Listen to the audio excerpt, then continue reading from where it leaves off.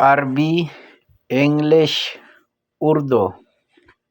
ابن الاخو یا ابن الاخ یو شی دی. زیات بولچال کې په ویلو کې ابن الاخو، ولد اخوم وی او ابن الاخوم وی. دا وراره ته وی ابن الاخو. ابن الاخو وراره. دغه شان ابن الاخت، ابن الاخت دا خورۍ ته وی.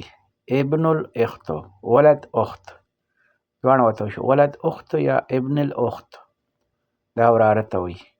او په انګلیش کې دواړو ته وراره او خورۍ دواړو ته نیفیو وی. نیفیو په انګلیش کې.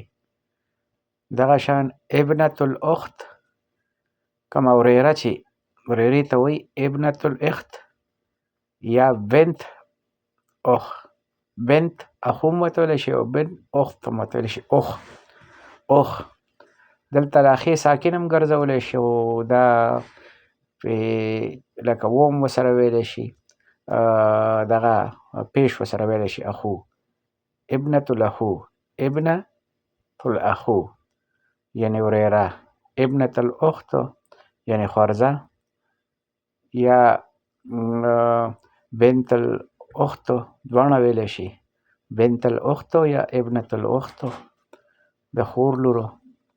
هغه شان لکه خورزه نیس ورته په انګلیش کې وی. نیس دواړو ته وی. وريرې ته هم وی او خورزې ته هم وی، دواړو ته وی.